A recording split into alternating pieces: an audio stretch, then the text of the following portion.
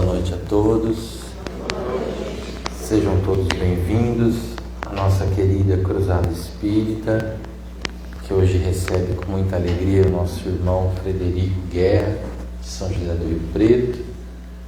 Muita gratidão nesse tempo ruim, né? Escuro, rodovia, a gente sabe como é. Mas quem ganha é o Espiritismo e nós, que estamos aqui em busca, né? Que bonito, até mesmo com chuva ou com frio, a gente se desloca e se dispõe a estudar e se aproximar do Pai Criador. Que possamos estar hoje todos entrelaçados e conectados com o propósito da noite.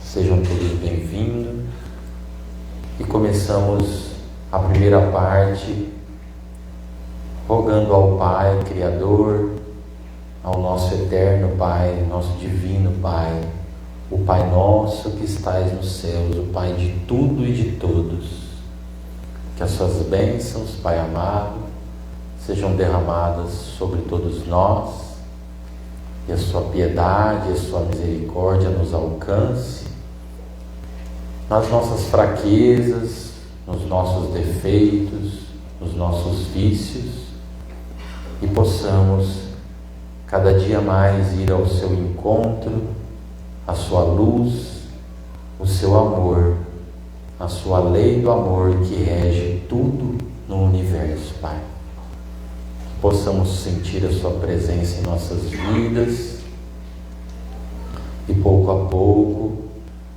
nos afastando do homem velho, dos vícios que tanto nos faz sofrer. Que Jesus Cristo, o nosso Cristo planetário, possa servir de modelo, de guia, de meta para todos nós. Possamos usar o Evangelho como a bandeira cristã de nosso comportamento espírita, nos enxergando, nos melhorando, nos livrando do mau caminho, dos maus pensamentos, das tentações mundanas. Possamos olhar a vida com gratidão, pagando o mal com o bem. Nesta junção fraternal, em que somos todos irmãos, possamos enxergar esta benevolência uns para com os outros e aprendermos a perdoar, nos distanciarmos das trevas e nos aproximarmos da luz. Pai de bondade, que nós aqui nesta noite, irmãos encarnados e desencarnados, possamos sentir a sua presença em nossas vidas. Ao sairmos daqui, reabastecidos de amor, de compreensão, de paciência e conhecimento, principalmente conhecimento das suas leis, de que as dificuldades são provas e desafios para o nosso próprio desenvolvimento, o desenvolvimento das nossas faculdades e da nossa própria melhoria, Pai. Possamos usar a lei do amor para com o próximo e para com nós mesmos, e sairmos daqui revigorados de boas energias no Espiritismo e no modo cristão de viver. Que o mentor do nosso irmão Frederico possa abençoá-lo nesta noite, dando-lhe serenidade, paciência e transmitindo os conhecimentos da doutrina espírita, e que possam nos completar. Que assim seja. Nosso irmão Frederico. Melhor ficar mais aqui, posso ficar aqui? Pode falar. Boa noite. Que a paz de nosso Senhor Jesus Cristo nos envolva a todos. Eu vou fazer alguns comentários hoje sobre a parábola do filho pródigo. Para isso, eu vou primeiro fazer a leitura, então, da parábola. E disse: certo homem tinha 2 filhos. O mais novo deles disse ao pai: Pai, dá-me a porção que me cabe da propriedade. Ele repartiu os recursos entre eles. Não muitos dias depois, reunindo todas as coisas, o filho mais novo ausentou-se do seu país para uma região distante, e lá dissipou sua propriedade, vivendo dissolutamente. Depois dele gastar todas as coisas, houve naquela região uma fome severa, e ele começou a passar necessidade. E partindo, associou-se a um dos cidadãos daquela região, que o enviou aos seus campos para apacentar porcos. Ele desejava saciar-se com as alfarrobas que os porcos comiam, mas ninguém lhe dava. Então, caindo em si, disse: quantos assalariados do meu pai têm abundância de pães e eu aqui pereço de fome? Após levantar-me, irei a meu pai e lhe direi: Pai, pequei contra o céu e diante de ti. Não sou mais digno de ser chamado teu filho. Faze a mim como um dos teus assalariados. Levantando-se, dirigiu-se ao seu próprio pai. Estando ele ainda longe, seu pai o viu. Compadeceu-se, correu. Lançou-se sobre o pescoço dele e o beijou repetidamente. Disse-lhe o filho: Pai, pequei contra o céu e diante de ti. Não sou mais digno de ser chamado teu filho. Disse o pai para os seus servos: Trazei depressa a melhor veste, e vesti-o. Dai um anel para a sua mão e sandálias para os pés. Trazei o novilho cevado, sacrificai-o e deleitemo-os comendo-o, porque este meu filho estava morto e reviveu, estava perdido e foi encontrado. E começaram a deleitar-se. O filho mais velho, porém, estava no campo. Assim que chegou e se aproximou da casa, ouviu música e danças. Convocando um dos servos, informava-se sobre o que seria isso. Ele lhe disse: O teu irmão chegou e teu pai sacrificou o novilho cevado, porque o recuperou saudável.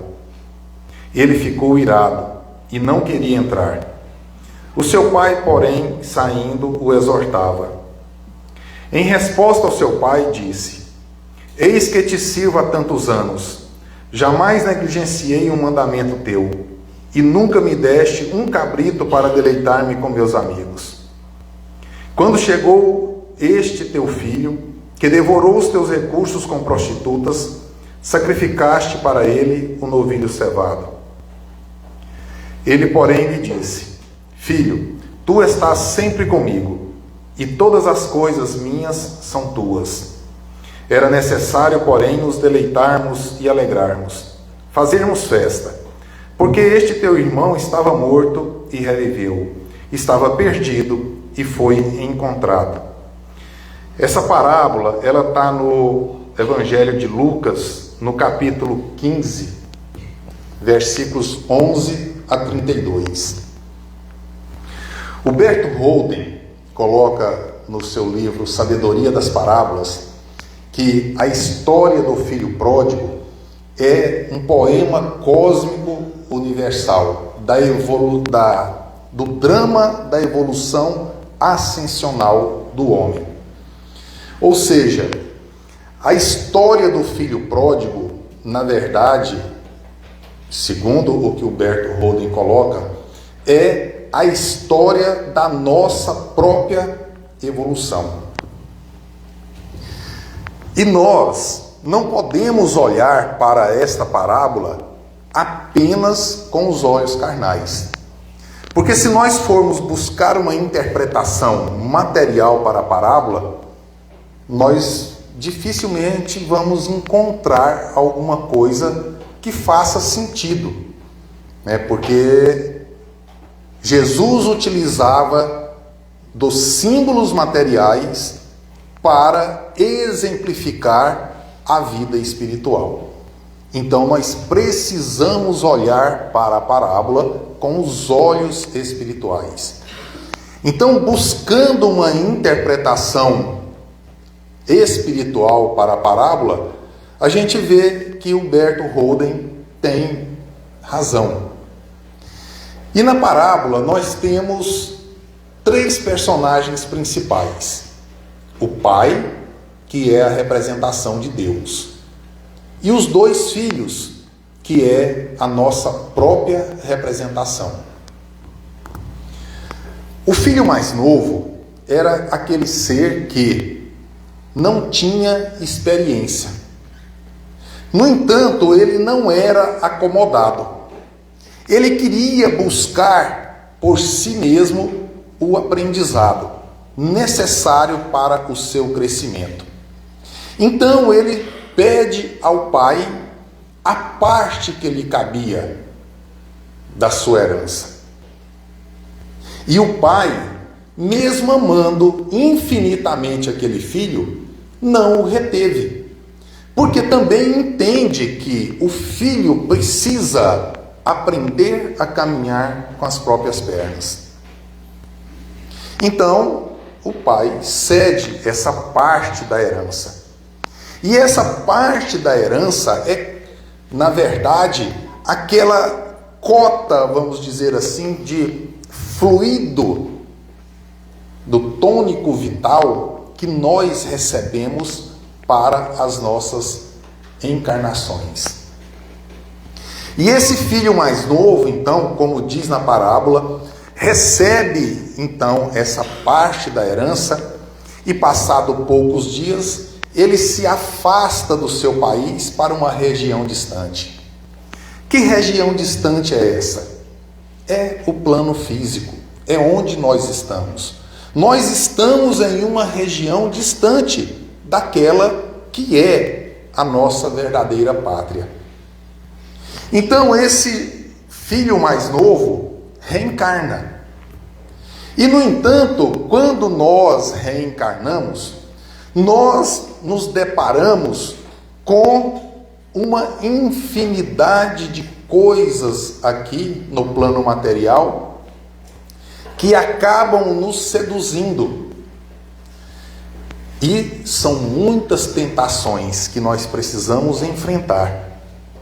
E como ele não tem experiência, ele então acaba se entregando a esses prazeres materiais que acaba encontrando aqui. Então, como diz na parábola, ele passa a viver dissolutamente.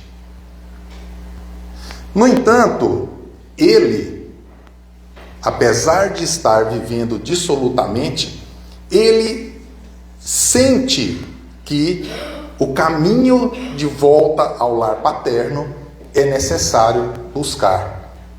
Mas os prazeres que ele tem aqui no plano material são mais fortes do que a vontade de retornar ao lar paterno. Então, de encarnação em reencarnação, nós vamos nos entregando cada vez mais às tentações mundanas. Até quando chega um momento em que nós começamos a sentir em nós um vazio. E esse vazio só tende a aumentar, porque na ânsia de preenchê-lo, nós vamos nos entregando cada vez mais às coisas materiais, mesmo compreendendo que nada de material seria capaz de preencher esse vazio.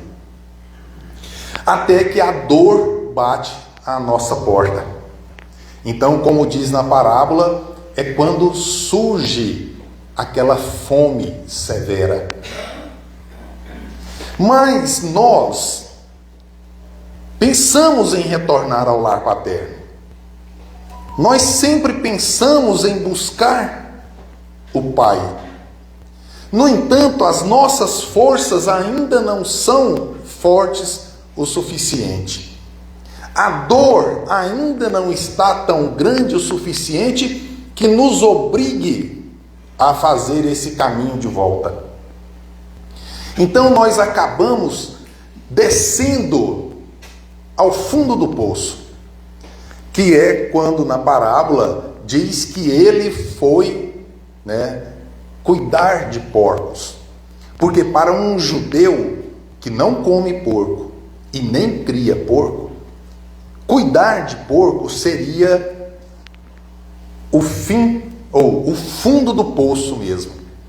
Seria a degradação total. Então, quando nós chegamos a esse nível de dor e de vazio, nós então somos impulsionados a buscar novamente Deus. Então, nós temos essa vontade, mas a vontade por si só não é suficiente. Mas por que nós relutamos tanto em retornar ao lar paterno? Porque nós tememos as punições. Porque nós fomos educados e criados a acreditar em um Deus que ama, mas ele também é punitivo e vingativo. Se nós fizermos exatamente tudo o que manda Deus, ele nos ama. Se nós deixarmos de fazer uma coisa sequer, então ele já passa a nos punir. Então nós somos acostumados a escutar as pessoas falando da ira de Deus. Deus pode sentir raiva? Se Deus sentisse uma pequena fagulha de raiva, ele deixaria de ser Deus. Deus é o amor infinito. Mas nós acreditamos, porque nós fomos educados a isso. Nós fomos educados de que nós deveríamos temer a Deus.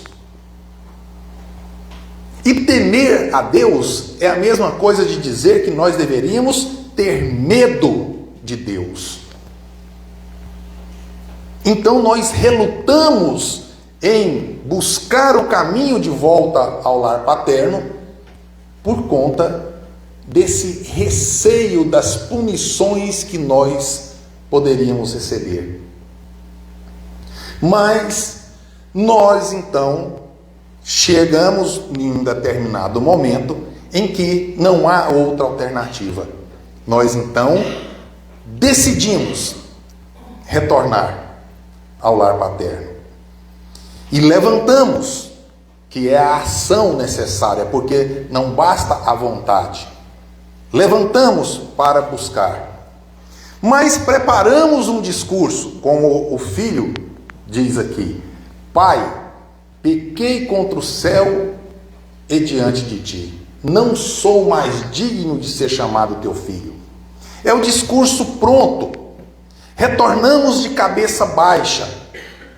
Mas qual não é a surpresa quando chegamos, que ao invés de ser recebido com reprimendas e punições, nós somos recebidos com festa. Porque todo o plano superior sempre se alegra quando um caído se levanta e decide a buscar o caminho de volta ao lar paterno. Porque esse buscar o caminho do lar paterno é, na verdade, quando nós buscamos trabalhar pela nossa redenção, pela nossa própria redenção.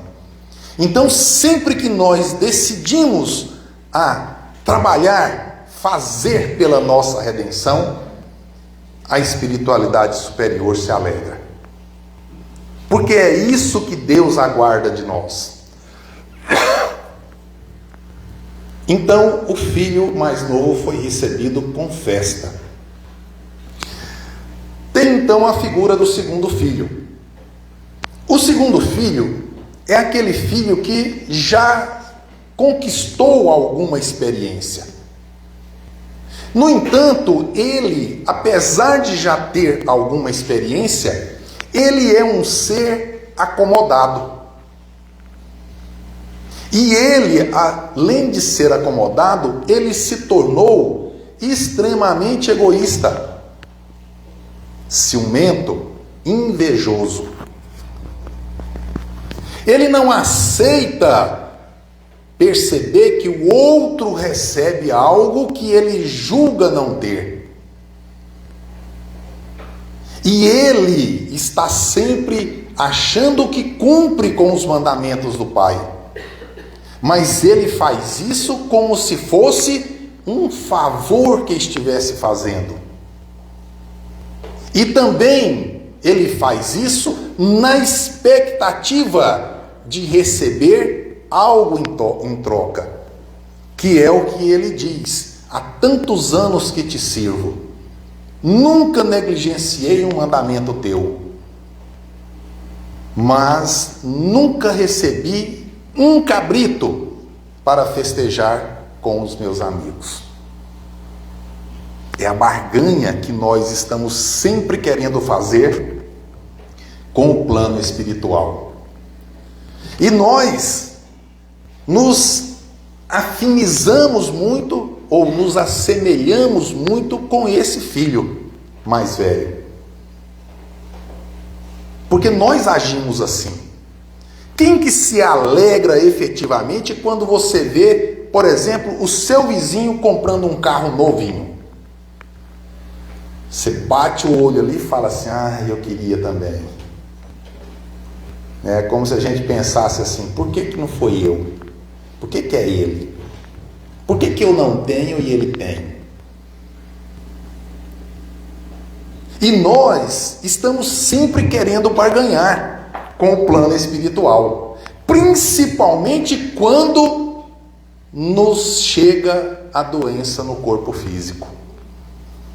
Então a gente fala: se eu me curar, eu vou me melhorar, eu vou me transformar.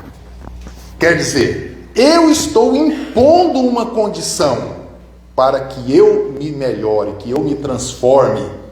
É a cura.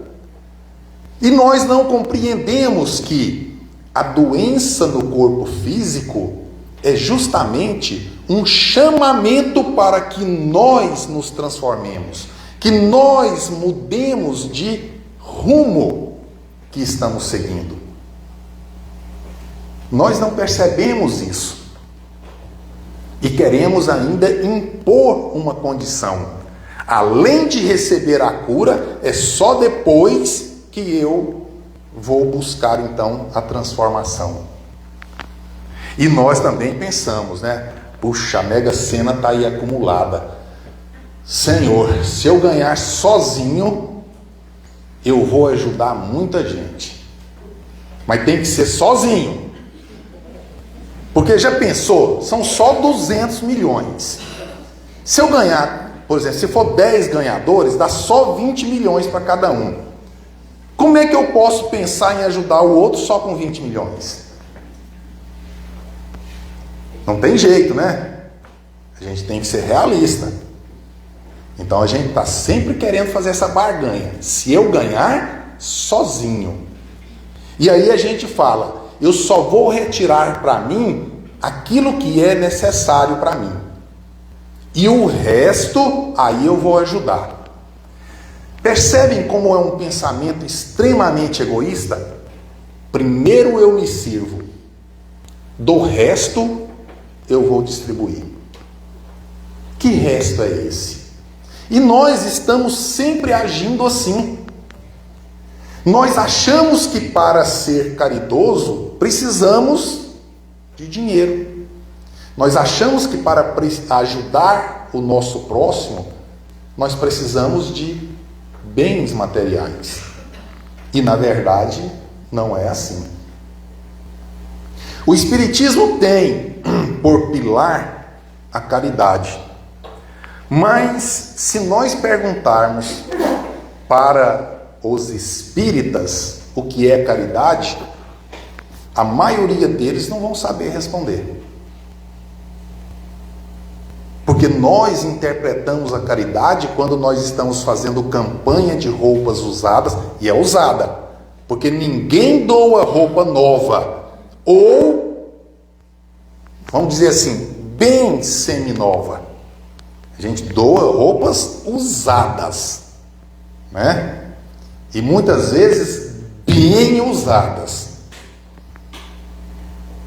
Ou então quando a gente está fazendo campanha para alimentos. Nós falamos, nós estamos fazendo caridade.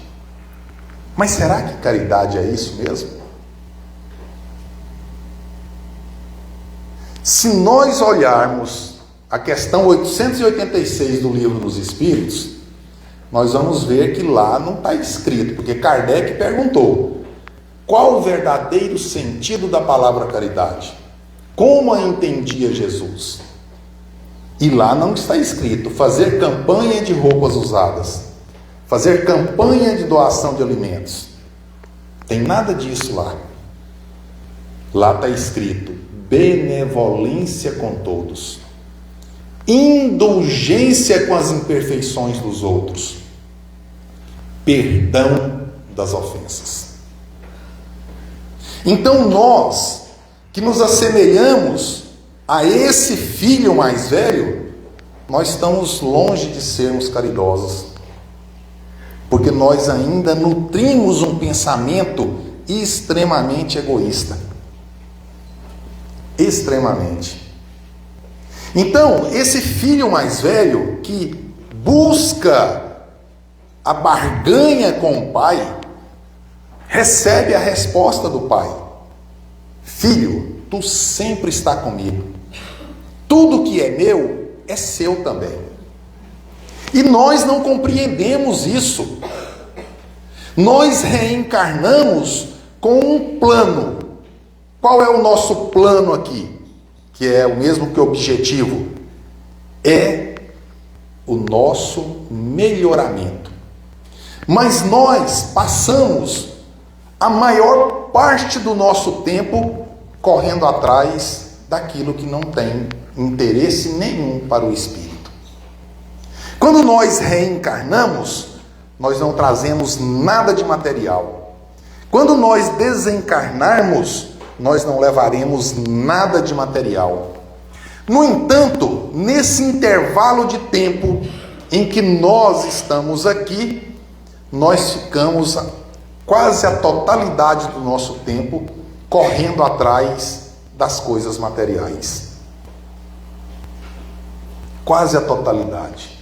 Se nós pudéssemos nos elevar e olhar toda a população da cidade, nós íamos ver que nós agimos aqui como sonâmbulos. Nós estamos indo e vindo sem saber para onde estamos indo e nem para onde estamos voltando. E o nosso dever aqui é buscar a nossa redenção. E esse trabalho, ele é diário. Porque todos nós vamos desencarnar. Todos nós. Não sabemos o dia. Pode até ser hoje, não pode? Que não seja, né? Mas que pode, pode. E se for hoje? Como é que nós estaremos retornando ao plano espiritual? Dormindo? Ou será que nós vamos estar retornando despertos? Prontos para o trabalho?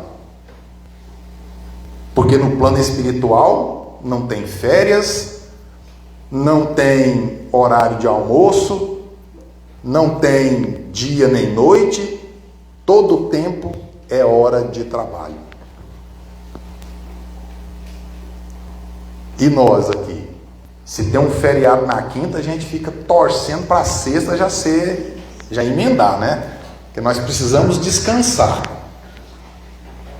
Se o feriado for na quarta, a gente fala assim, bem que podia emendar ou a segunda e a terça, ou então a quinta e a sexta, né? Como é que eu estou me preparando para desencarnar? Porque o caminho de retorno ao lar paterno, somos nós quem devemos buscar. Somos nós quem devemos trilhar.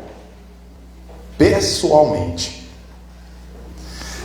Emmanuel coloca para a gente, no livro Fonte Viva, no capítulo 13, o seguinte texto: quando o filho pródigo deliberou tornar aos braços paternos, resolveu intimamente levantar-se, sair da cova escura da ociosidade para o campo da ação regeneradora, erguer-se do chão frio da inércia para o calor do movimento reconstrutivo, fugir à treva e penetrar a luz, ausentar-se da posição negativa e absorver-se na reestruturação dos próprios ideais. Levantou-se e partiu no rumo do lar paterno. E nós? Será que nós, quando desencarnarmos, vamos querer chegar no plano espiritual dando carteirada? Falar, eu era espírita. Será que nós, por sermos espíritas, nós temos algum privilégio? Nós somos privilegiados, mas não temos privilégios. Nós somos privilegiados porque a doutrina espírita é uma doutrina esclarecedora. Mas nós não temos privilégio, ou seja, nós não somos melhores do que os outros. Mas nós precisamos lembrar do que o próprio Cristo disse: muito será cobrado a quem muito foi dado. Então, de nós, a quem muito está sendo dado, muito será cobrado. O que nós estamos fazendo com todo o esclarecimento que nós recebemos? Será que nós estamos deixando guardado? Muitas vezes a gente guarda até no esquecimento, né? Foi muito lindo a palestra e tudo, mas eu não quero lembrar isso para mim. Deixa eu viver a minha vidinha aqui. Para quê, não é? O espírita pensa assim: se eu não fizer nessa encarnação, eu faço numa outra. Mas será que numa outra a gente vai ter tanta facilidade quanto está tendo agora? Nós temos que nos perguntar isso. Porque tudo que vai acumulando vai nos sobrecarregando. E quando chega a cobrança, aí a gente chora, né? E a lágrima não resolve problema nenhum. Segundo Emmanuel, quem resolve é o suor do trabalho. Então é isso que nós devemos fazer. É buscar o trabalho. Mas que trabalho é esse? Eu tenho que fazer algo grandioso? Não. A única obra que nós precisamos realizar é a da nossa transformação. Porque nós somos exemplos. Eu sou o exemplo para aqueles que convivem comigo, que vai ser exemplo também com outros que convivem com eles. E isso é uma corrente. O momento de despertar nosso não é igual. Cada um de nós desperta no momento próprio. Quando Cristo esteve aqui, nem todos estavam prontos para despertar. E olha que era na presença do Cristo. Mas aqueles que já estavam prontos, ou já estavam, vamos dizer assim, já com aquele lampejo de querer despertar, despertaram. Apenas com o convite do Cristo: siga-me. E nós recebemos esse convite diariamente. Mas a gente invariavelmente se faz surdo ao convite do Cristo. Mas quando a gente está no apuro, a primeira coisa que a gente lembra é de quem? De Deus. Até quem diz não acreditar em Deus, aqueles que se dizem ateus, quando estão nos apuros mesmo, a primeira coisa que eles falam é: ai meu Deus, ou acode meu Deus. Então nós precisamos decidir a levantar e fazer o trabalho, ou realizar o trabalho da nossa redenção, que é a busca do retorno ao lar paterno. É isso que nós devemos fazer. É isso que é o importante para nós. Porque quando nós desencarnarmos, do outro lado, ninguém vai querer saber quantas propriedades eu tinha aqui, que cargo eu exercia aqui, que empresas eu gerenciava ou era proprietário aqui. Ninguém vai querer saber. Do outro lado, vai querer saber o quanto eu vivenciei do exemplo do Cristo. Isso sim é que não vão querer saber de nós. Também no livro Fonte Viva, Emmanuel coloca assim, no capítulo 88, Judas sonhou com o domínio político do Evangelho, interessado na transformação compulsória das criaturas. E aí a gente tem que fazer um parênteses aqui para a gente falar de Judas. Porque nós estamos no século 21, 2022, e nós ainda temos como cultura malhar o Judas. Judas é um espírito redimido hoje. E nós, que ainda rastejamos sobre o solo terrestre, malhamos o Judas. Olha só que coisa mais absurda. Mas Judas, dos discípulos do Cristo, era o que mais percebia a beleza e as verdades do que o Cristo ensinava. Por isso ele queria essa transformação compulsória. Ou seja, ele queria que todos fizessem a sua adesão ao Evangelho. Seria obrigatório a adesão. No entanto, Jesus não veio aqui para isso. Ele simplesmente convidava. Quem estava pronto, seguia. Então, Judas, numa tentativa ainda desesperada, entrega Jesus. Não pelas 30 moedas, aquilo é símbolo. Mas ele entrega o Cristo na expectativa de que quando os soldados chegassem para o prender, o Cristo, com apenas um levantar de mão, aniquilasse todo aquele domínio do Império Romano. Mas Jesus também não veio para isso. E Jesus, então, se entrega pacificamente. E é claro que aí depois a gente sabe da história. Judas arrependido, se enforca, mas depois tem novas reencarnações até se redimir como Joana d'Arc. Então, Judas sonhou com o domínio político do Evangelho, interessado na transformação compulsória das criaturas. Contudo, quando caiu em si, era demasiado tarde, porque o divino amigo fora entregue a juízes cruéis. Outras personagens da Boa Nova, porém, tornaram a si a tempo de realizarem salvadora retificação. Maria de Magdala pusera a vida íntima nas mãos de gênios perversos.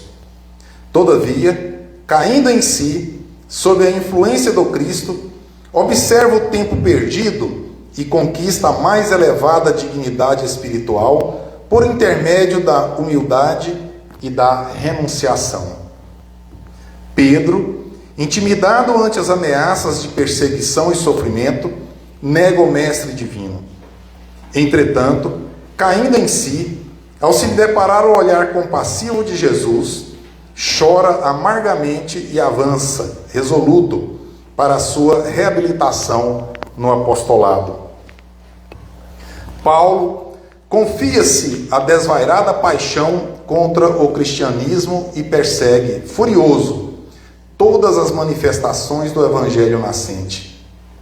No entanto, caindo em si, perante o chamado sublime do Senhor, penitencia-se dos seus erros e converte-se num dos mais brilhantes colaboradores do triunfo cristão.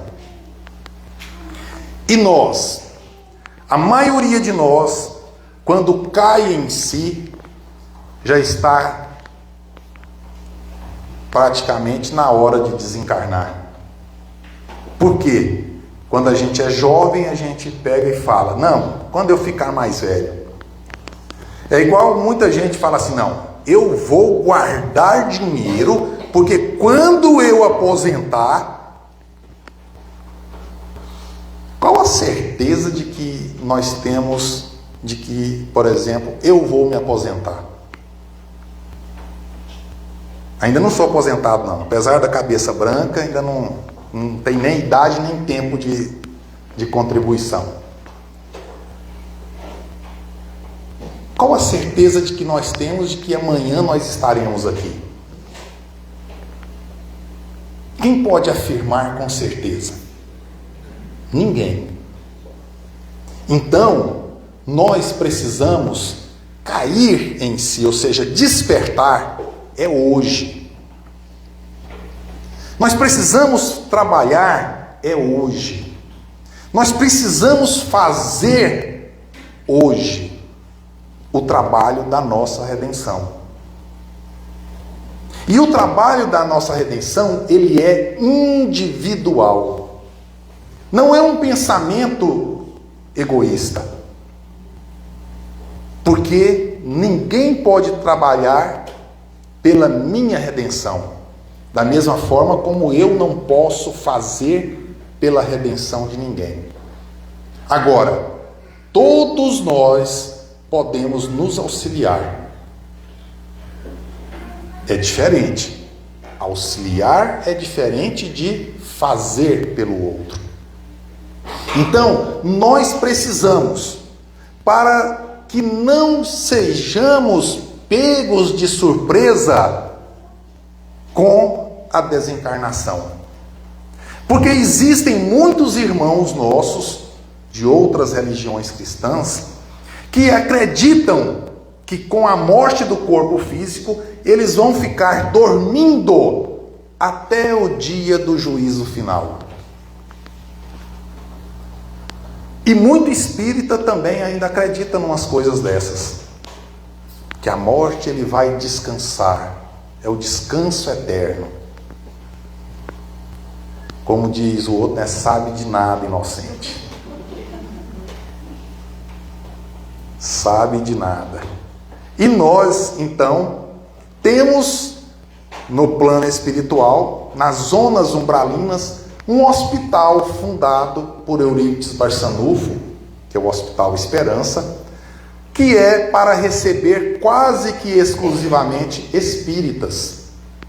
Porque os espíritas chegam no plano espiritual bem desequilibrados. Bem. Por quê? Porque era espírita? Não. É porque tinha muito conhecimento, tinha muito esclarecimento e não fazia praticamente nada aqui. Aí chega desequilibrado. Nós não precisamos querer nos transformar de um dia para a noite, ou fazer uma mudança extremamente radical. Mas nós precisamos ir fazendo um pouquinho de cada vez. André Luiz coloca que toda obra ela é realizada pouco a pouco. Antigamente, quando não eram tão automatizadas as coisas, nas cozinhas existia uma ferramenta para bater clara em neve. Vocês conheceram essa ferramenta? Tinha um círculo na base e depois vinha uma espiral. No final aí tinha um cabo, né? O cabo não importa. O que eu quero usar como exemplo é o círculo e a espiral. Nós, enquanto estamos nesse estado sonambúlico que nós nos encontramos, nós estamos nessa base circular. Estamos rodando aí.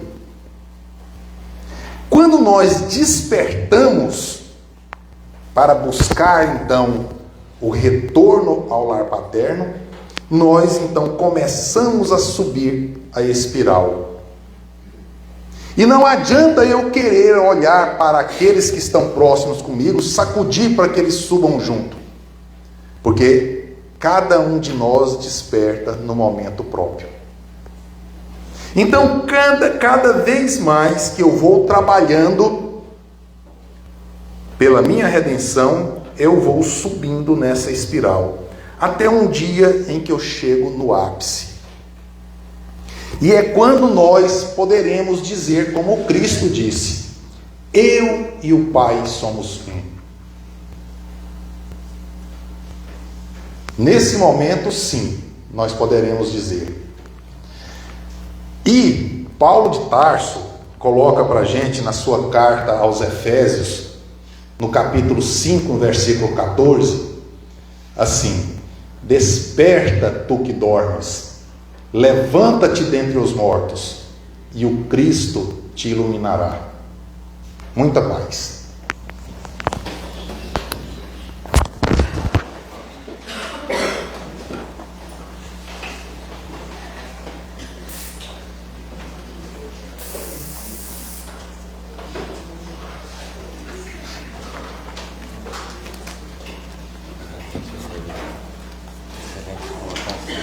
Obrigado. Maravilhoso. Tomar uma aguinha agora, né? Perfeita as colocações, a metáfora, o gancho, né, que se puxa disso tudo. Esse livro Fonte Viva é muito bom. Quem gostar de se aprofundar, ele explica as passagens do Evangelho. É muito interessante, um livro muito bom. Fica a indicação aí. Eu vou pedir para os passistas, por favor, já irem organizando o passe da noite.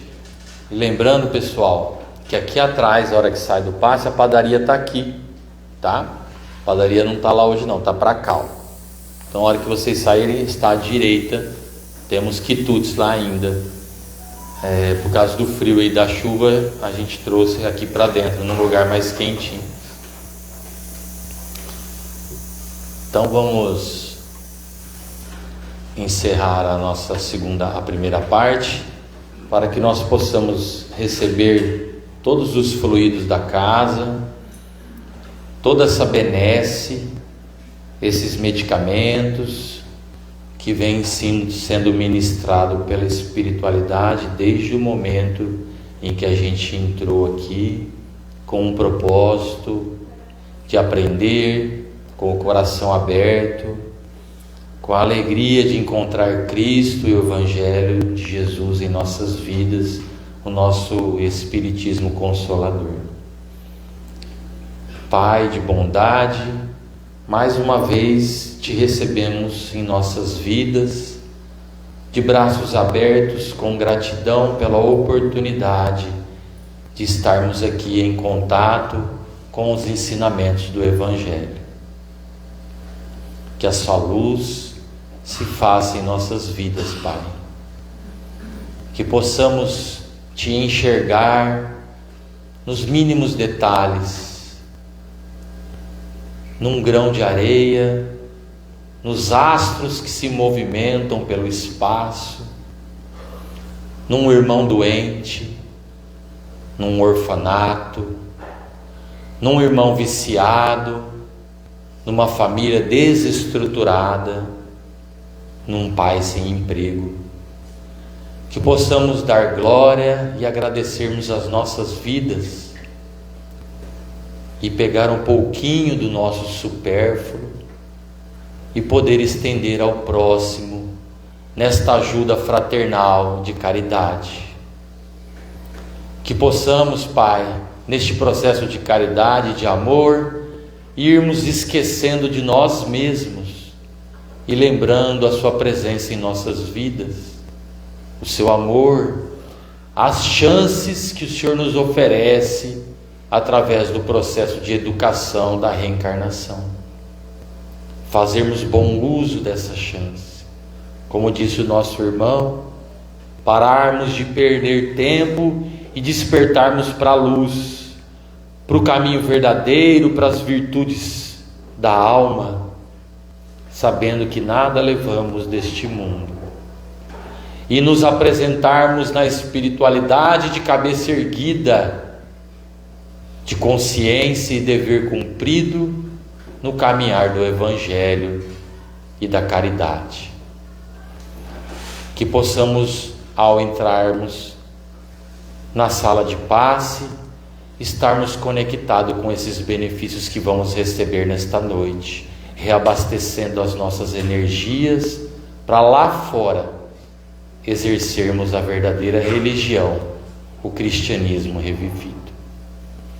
Vamos acalmando os nossos corações para receber toda a luz que a espiritualidade nos oferece para recompor o nosso corpo material. E agradecemos o nosso irmão Frederico pela linda palestra desta noite, que possa voltar para o seu lar, revigorado também, e continuar o seu trabalho dentro do Espiritismo. Em nome de Deus, encerramos a primeira parte. Que assim seja.